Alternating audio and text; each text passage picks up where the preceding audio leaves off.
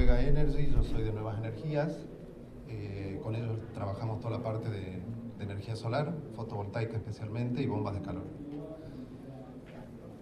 Bueno, este soy yo, ingeniero civil, 20 años en construcción, 10 años en energías renovables y eficiencia energética, gestor energético desde el 2019, con un curso del CFI empecé a meterme en todo este tema y me pareció muy interesante y desde ahí planteé todos estos trabajos.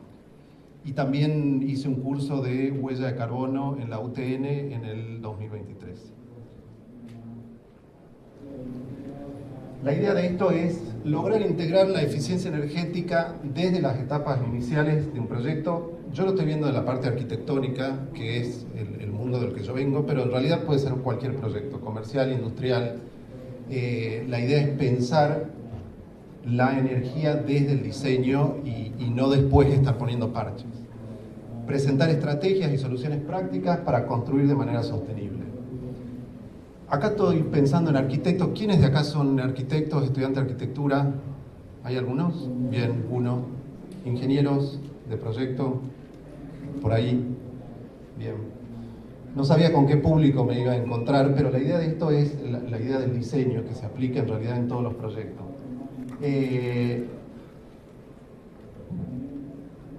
Bueno, el cambio climático, que ya todos están familiarizados, porque la necesidad esta de que estamos encarando como planeta, de mejorar este tema, de reducir el impacto ambiental que estamos generando con todas nuestras acciones y medir, más que nada medir, la huella de carbono y las emisiones para intentar reducirlas, ¿no? Dentro de todo esto, el 46% más o menos de las emisiones de todo el planeta están generadas por edificios, ya sean comerciales, industriales y residenciales. Por eso es tan importante que estemos hablando de este tema hoy. Si nosotros reducimos, por ejemplo, un 30, un 40% de las emisiones de los edificios que existen, es un número importante sobre todas las emisiones de dióxido de carbono que se están generando en el planeta.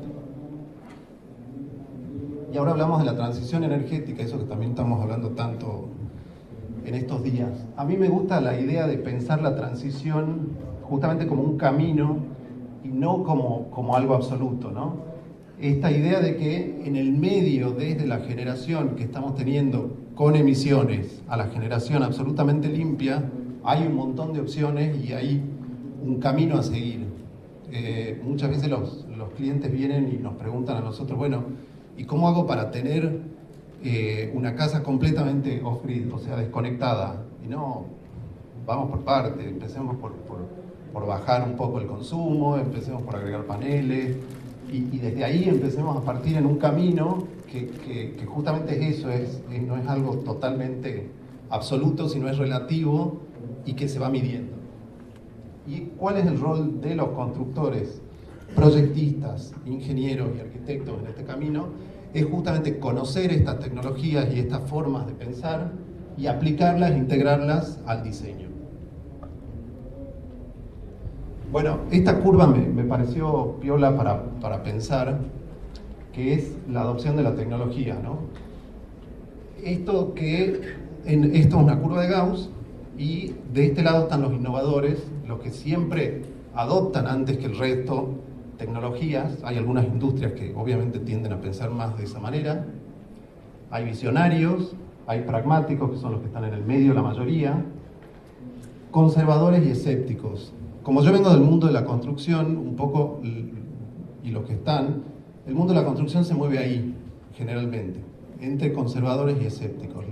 No se animan a adoptar nuevas tecnologías, no se animan a intentar cosas nuevas, en general no quieren equivocarse.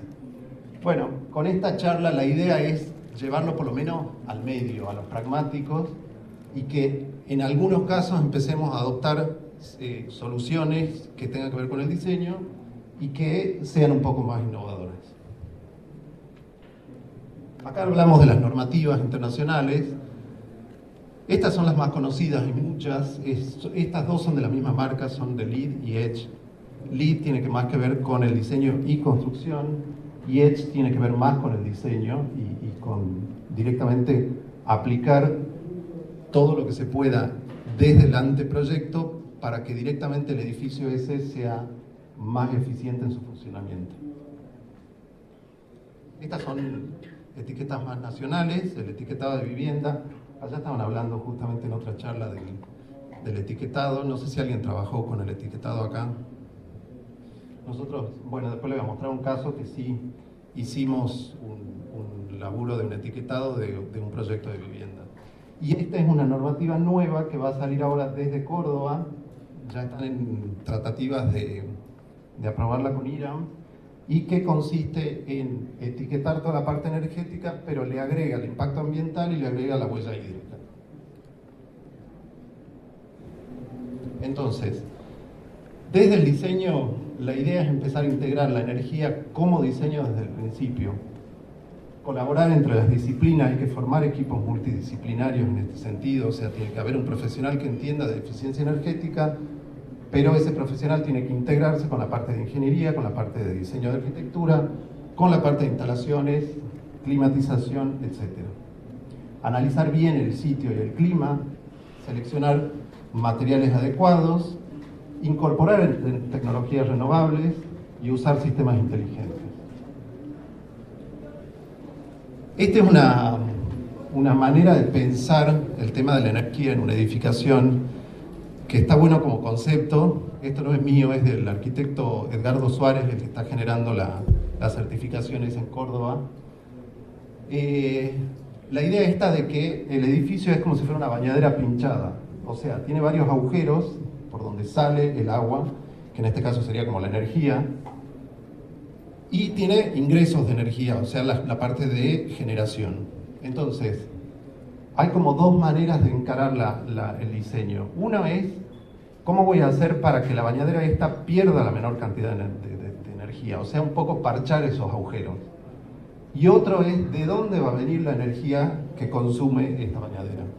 Ahora lo vamos a ver en la siguiente diapo, pero llévense esta idea de que siempre estoy perdiendo energía por un lado y le estoy aportando por otro. Entonces, tengo que pensar en las dos cosas a la vez.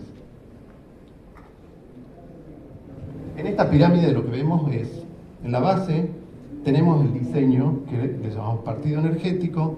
Entonces ahí ya pensamos, por supuesto desde anteproyecto, a ver si le aplicamos un etiquetado, qué certificado vamos a usar si es que aplica, cómo es el diseño sustentable, qué materiales usa, y la base del diseño bioclimático, es decir, dónde está, cómo es el clima, cómo lo encaro. El segundo paso es trabajar la demanda, es decir, cuánta energía va a necesitar este edificio para funcionar. Entonces, diseño las aberturas, de acuerdo obviamente a las orientaciones, materialidad de las aberturas, cómo va a entrar el sol, en qué momentos del año y del día, ventilación selectiva, qué aislación va a tener, auditorías de los parámetros que vamos a medir, protecciones solares si es que hay, cómo voy a usar la iluminación natural, estrategias de solares pasivas, que es tan importante, es decir, una casa bien encarada o un edificio al norte, cómo uso esa estrategia solar a favor de la edificación y no en contra. Y vegetación, por supuesto, también se puede integrar la parte de paisajismo tanto adentro como afuera, para parar corrientes de aire, para incentivar ventilación, para bajar la temperatura, etc. Y después trabajamos la parte de consumo, es decir, primero trabajamos cómo lo pensamos, después trabajamos la demanda y ahora trabajamos el consumo. De todo lo que yo estoy pensando, ¿cómo puedo hacer para que sí o sí lo que tengo que aportarle de energía sea lo menos posible? Electrodomésticos súper eficientes, gestión eficiente de dispositivos, esto puede ser con monitoreo de energía, aerotermia, geotermia, domótica, tecnología inverter, etc. Y finalmente, de toda esa energía que yo sí o sí le voy a tener que aportar al edificio, ¿qué de todo esto puede ser renovable? Entonces, ahí podemos trabajar con biocombustibles, fotovoltaicos, biomasa, baterías, parques eólicos, etc. Acá les presento un caso que estamos trabajando en Salta, que es un hotel 5 estrellas, pero nos llamaron a nosotros por suerte en el anteproyecto, pero anteproyecto. Sí tenían la planta de arquitectura resuelta, pero nosotros pudimos intervenir en varias cuestiones que lograron que ellos ahora puedan encarar ya la obra desde un lugar mucho más eficiente. El edificio tenía 4 caras orientadas norte, sur, este, oeste. Ese patio que se ve al medio es un patio cerrado, es tipo el Hilton de acá parecido, con un techo de vidrio. En Salta el clima no es favorable para este tipo de diseño con un vidrio cenital, porque justamente la ganancia solar es mucha para el clima cálido de Salta. Y claro, ¿qué hacemos con todo ese calor que está metido en el medio? O sea, queda muy lindo, la iluminación sí ayuda, pero en la parte de climatización es jorobado. Entonces nos llamaron a nosotros para ver cómo hacíamos para mitigar este efecto. Y bueno, y ahora un poco las medidas y las ideas que se nos fueron ocurriendo. Primero identificamos la zona, esto es con la norma IRA 11.603 de la parte bioclimática. En Salta, como ven, tenemos este problema. Tenemos todos los climas del país en una franja muy chiquita. Entonces, identificando esa zona, bueno, ahí ya sabemos cómo tenemos que trabajar las aislaciones y todo lo demás. Bueno, acá se hicieron cálculos sobre, yo pongo uno como ejemplo, sobre cada una de las caras de la envolvente del edificio para lograr identificar cuáles eran los requerimientos técnicos que teníamos que proponerles a ellos para que cumplieran con las aislaciones. La idea era bajar la conductividad térmica y subir la eficiencia. Y acá teníamos el gran problema del vidrio del patio del medio. Entonces, el sol entrando, calentando toda esa masa de aire, y nosotros tratando de sacar ese aire caliente, pero sin usar energía.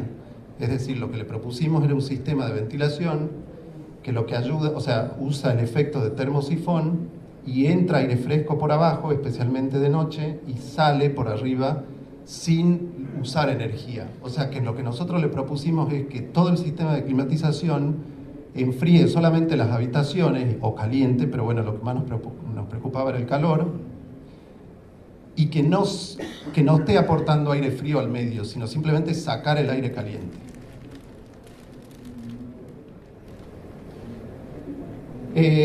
Bueno, también le propusimos láminas de control solar, aleros, ahí se dibujaron los aleros, o sea, en el render ya cómo van a quedar. Esta es la cara norte, entonces ahí usamos unos aleros un poco más grandes, para que el sol de primavera o de media estación no entre en las habitaciones, y el sol de verano ya queda cenital, o sea que no entra, y en invierno sí ganan un poco de sol. El sistema del jacuzzi es por aerotermia. Nosotros propusimos, esta fue una idea que se nos ocurrió con ellos, un sistema de gestión de turnos, de reserva del hotel, de manera tal que las habitaciones se vayan ocupando de acuerdo a la temporada del año. Es decir, en invierno primero se ocuparán las habitaciones norte, después las este, después las oeste y después las sur. Y en verano al revés, primero la sur, después la este. Pero eso es simplemente programando el sistema de gestión de reservas del hotel. O sea, de manera tal que solamente en el funcionamiento con costo cero ellos ya están ahorrando energía, porque el sistema de aire acondicionado se prende por cada habitación. O sea que sí o sí ya van a consumir menos. Después propusimos un sistema fotovoltaico de 25 kilowatts. Hay una cuestión de espacio en la terraza, pero vamos a tratar de que sea un poco más para que aporten un sistema, un grid, para que aporte al consumo del hotel. Y 165 colectores solares para la pileta. Bueno, entre todas las medidas que nosotros le propusimos, el ahorro estimado son 96.000 kilowatts hora por año, que esto significa 26 toneladas de dióxido de carbono evitadas al ambiente. Y eso significa 1.183 árboles. Este es otro caso, que es como un housing, un sistema de casas de una planta o de dos, que lo que nos pidieron acá es etiquetar. Esto lo charlamos también con la empresa desarrolladora. La idea era que ellos tuvieran, además de la lista de precios, como un indicador más, en este caso que lo iban a poder usar en el área comercial, que era cuál es la etiqueta que tiene cada una de las unidades que están vendiendo. Es decir, que la persona que compre esto sepa qué tan eficiente, como cuando compramos un electrodoméstico, qué tan eficiente es la unidad que estamos comprando. Entramos con el aplicativo, perdón, vuelvo. Ahí más o menos uno va cargando todos los datos y el aplicativo lo va llevando para lograr saber en qué etiqueta está. Propusimos protecciones solares, ventilación cruzada, construcción de steel framing, carpinterías de BH, iluminación LED, equipos súper eficientes de climatización, energías renovables con termotanques solares y fotovoltaicos. Estos quedaron como opcionales para que cada uno de los dueños, si quiere llevarlo a la etiqueta A, todas dieron B y algunas C. Si lo querían elevar, podían optar por agregar energía renovable y ahí lo llevaban a la A. Bueno, y el número que sacamos para que ellos supieran, los desarrolladores, fue que los departamentos iban a consumir 53 kWh por metro cuadrado y en las casas 85. En una vivienda tradicional, llamémosle con una construcción más tradicional, consume 52% más de energía por metro cuadrado.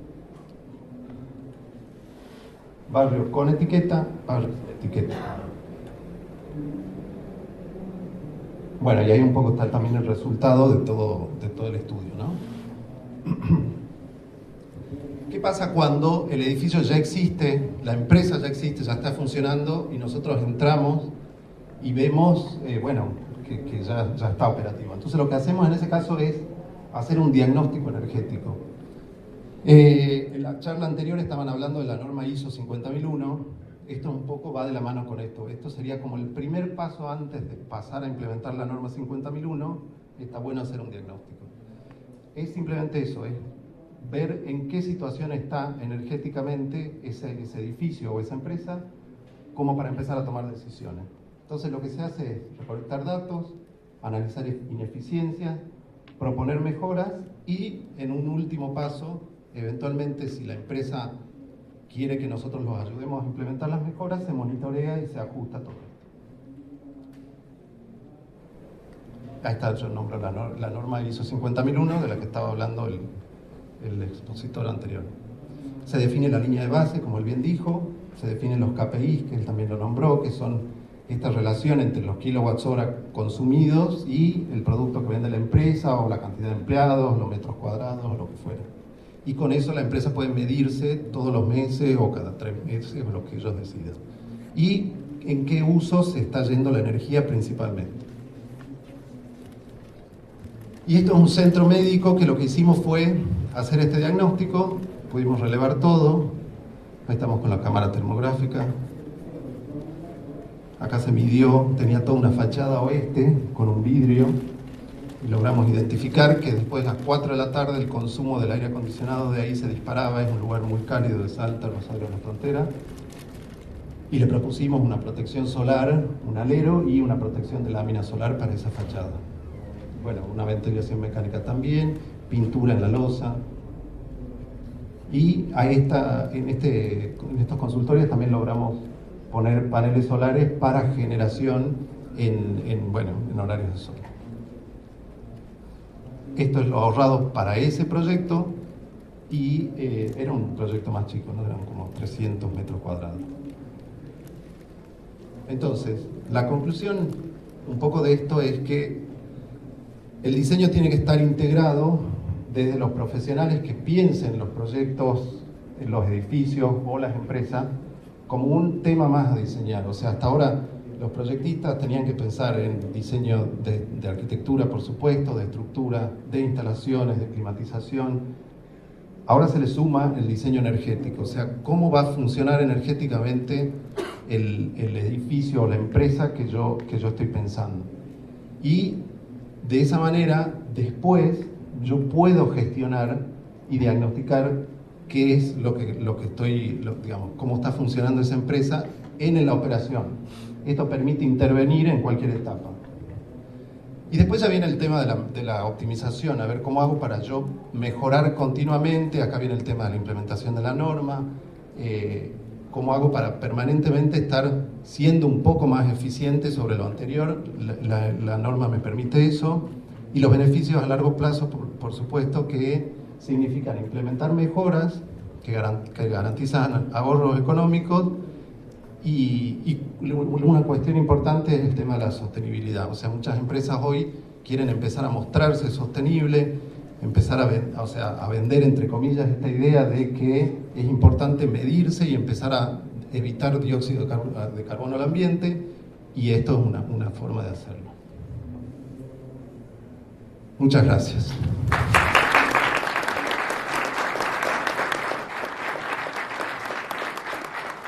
¿Preguntas?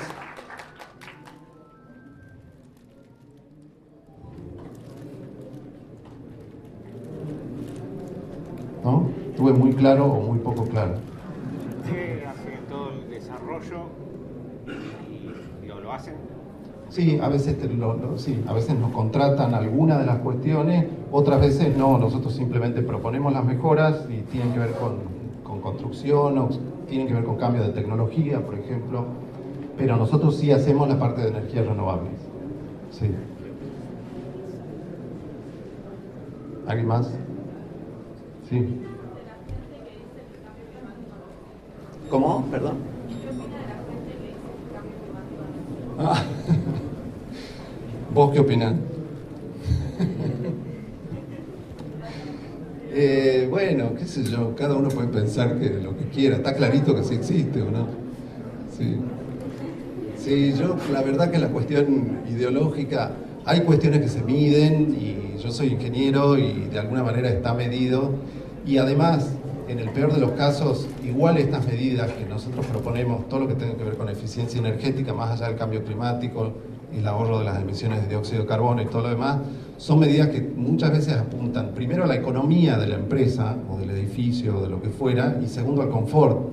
O sea que también tiene sentido por ese lado, por eso está bueno también pensar, o sea, es un tema multifactorial, uno no toma este tipo de decisiones, y a mí me pasa mucho cuando charlo con los empresarios, los dueños de las empresas, que yo voy tratando de ver por dónde a él le interesa el tema, porque hay gente que le importa el tema del cambio climático, que lo conoce, que lo maneja, y hay gente que no. O sea, que por ahí lo único que quiere mucha gente es ahorrarse al final del mes la factura de luz, y está perfecto, porque ese es su negocio. Pero creo que también tiene como ese impacto positivo. ¿Alguien más? ¿Alguna pregunta menos polémica?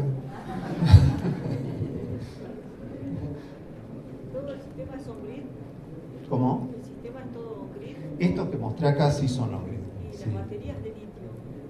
No, o sea, los sistemas on-grid sin batería. Sin batería. Sin batería. Estos sistemas que nosotros trabajamos en estos casos tienen que ver con ahorro de consumo. Todo lo que es on-grid va a ahorro de consumo directamente. ¿Y cuánto puede inyectar a la red un hotel? Depende, en algunos casos no inyectamos. Según la norma, ¿no? No, en algunos casos es autoconsumo y en otros casos estamos trabajando en la inyección a la red, que es otro tema que estuvimos charlando esta mañana ahí en Huelga, que no está tan fácil. Sí. Pero sí estamos haciendo algunos casos de autoconsumo, o sea que es con limitador de inyección. Sí. ¿En qué sentido no está fácil la inyección? En la parte de aprobación de los proyectos, de la normativa, de los planes. Depende de cada lugar. Depende de cada provincia, en general de cada provincia. Por lo que estuvimos charlando esta mañana, todas las provincias estamos en situación parecida, o sea, a nadie se lo están haciendo fácil, pero en algunas provincias más que en otras. Sí. ¿Quién? Sí. ¿Cuál es la diferencia de la nueva normativa con esa que ¿Cuál? ¿La nueva normativa de cuál? de Córdoba, que va a salir? Esa norma está buena, búscala, S se llama. Lo que tiene es como una visión más 360 sobre la eficiencia, y tiene que ver con la energía, con el uso, con el agua, con el impacto ambiental, tiene como varios ejes, y no solo la energía, como es la etiqueta que ahora, que es la nacional. Yo usé el aplicativo para este proyecto, y hubieran cosas que estaban buenas, pero hubieron cosas que no estaban tan buenas, no estaba tan claro ciertas cuestiones, por ejemplo, finalmente de la climatización y todo lo demás, había cosas que no contemplaba, por ejemplo, en el clima de Salta, lo hacía como muy genérico para todo el país y no funciona de la misma manera, por ejemplo, la construcción de steel framing en Salta con el clima de Salta que acá. En Salta tenemos la ventaja de tener en verano, contrariamente a lo que la gente piensa, son noches muy frescas, con mucho aire fresco y días un poco más cálidos. Entonces steel framing funciona bien. Y ahí en el aplicativo, por ejemplo, a nosotros nos ponía como que se cargaba mucho la parte de aire acondicionado con steel framing, pero no si aplicas una buena estrategia de ventilación. Entonces, por ahí tienes como esas limitaciones porque es muy duro el sistema, pero para sacar la etiqueta es práctico. O sea, vos entras, vas cargando los parámetros y sale la etiqueta. ¿Sí? ¿Alguien más? Sí. Sí, en Cafayate hay un parque solar grande y estamos trabajando en varios proyectos también en Cafayate con mucho bombeo solar, en casas menos, las bodegas, también hice varios diagnósticos energéticos de bodegas. Estamos en eso con varios proyectos tratando de intentar. Por ahora estamos haciendo bombeos solares, o sea, bajando consumos nada más. ¿Sí? ¿Cómo hacen el cálculo de cuánto horas por año a dióxido de carbono? Hay un factor que se llama el mix eléctrico, que es el factor de emisión, se llama.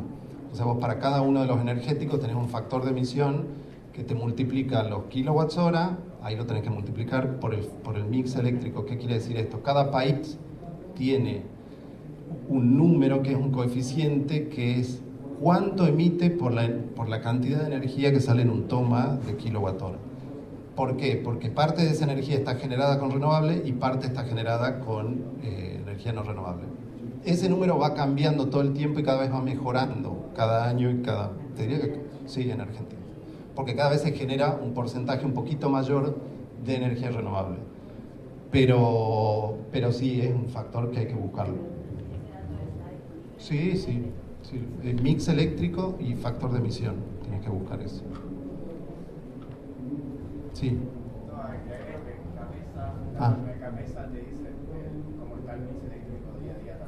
Todo el tiempo cambia, todos los días cambia un poquito, ¿va? Y según la hora del día también, ¿no? Sí, porque hay momentos del día, por supuesto, de día se genera solar, entonces ahí baja un poco el mix eléctrico, después de noche cambia y así. Sí. Estándares de construcción y de confort usan para llegar a la eficiencia. En este momento todo lo que yo hablé es voluntario y no está regulado, o sea, no hay un ente gubernamental, una normativa que a usted exija cumplir con todo esto. Es decir, en otros países, por ejemplo, en Europa, yo sé seguro, y en algunos estados de Estados Unidos, te auditan primero el proyecto y después la obra para asegurarse de que vos cumplís con ciertos estándares de aislación, de diseño y de eficiencia. Acá no.